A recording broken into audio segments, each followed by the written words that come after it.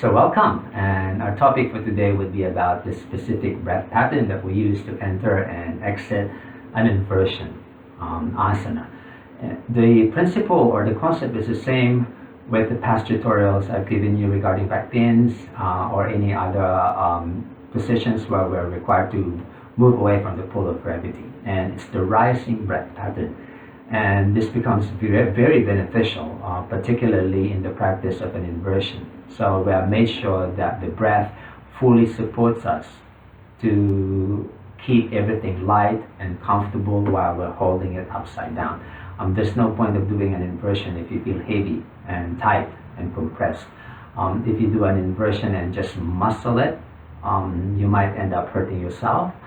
It might create unnecessary pressure to your system. So the idea and the point is to do an inversion and then enjoy the experience. So we do it many times over and not just once. All right.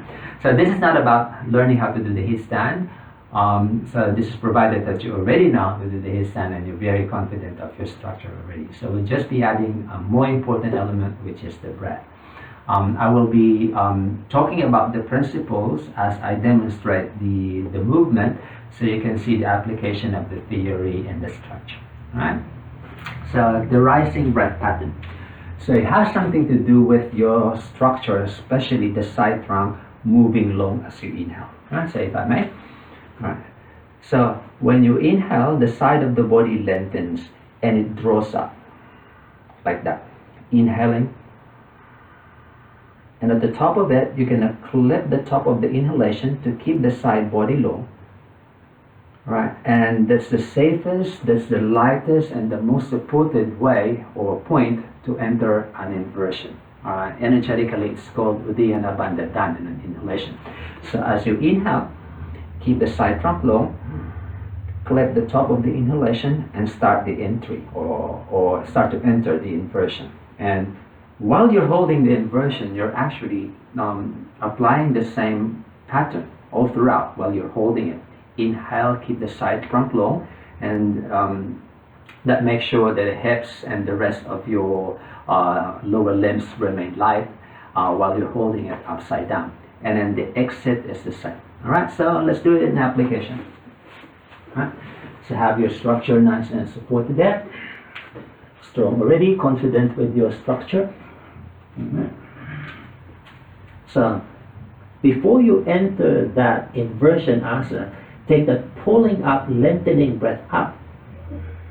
And at the top of it, you're going to clip the breath, and you may actually feel your hips will rise up on their own. Right? And halfway through it, you may just want to exhale and then loosen down a bit. Alright, and before you rise to your full position, inhaling, at the top of the inhalation, start to lift the whole of your structure up. It might take several breaths before you find your full position. I prefer doing it that way, so you keep everything in control. Yeah, so the mind is on top of everything, and the breath is supporting you. Alright, so while you're holding this inversion, so keep applying the same principle. Inhale, lengthen the side trunk. So the belly goes flat and thin. Yep. So the side body remains low. And in here, the legs remain light. Don't muscle the legs. Keep your legs passive. Don't muscle the hips. Just trust the breath. Alright, so you can breathe confidently. The breath is flowing. There's no pressure in the lungs. There's no pressure in the head. Very confident with the breath here. Alright, so the exit is the same. So before you exit the headstand, take a lengthening breath up. See that? Alright, let's repeat that. Inhaling, pulling breath up. And at the top of that inhalation, you're going to start to descend the hips down already. Alright.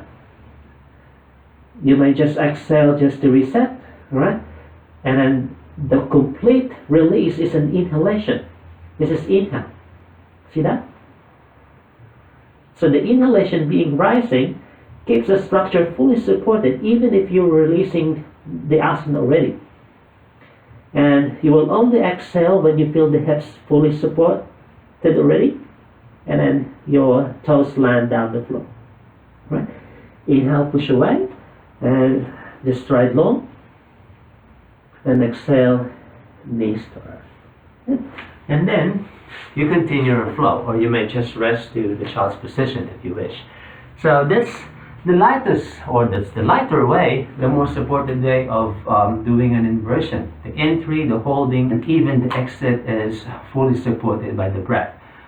Keep the practice. It might take a while before you develop the skill, because along the way you have to develop other components as well. But it's a good one on its own already, especially if you're quite confident of the structural integrity of your inversion. But adding the breath component will make a huge difference. I will keep adding some more lessons together with this tutorial, so you're fully guided. Alright, so hope you enjoyed this one. I'll see you next time. Namaste.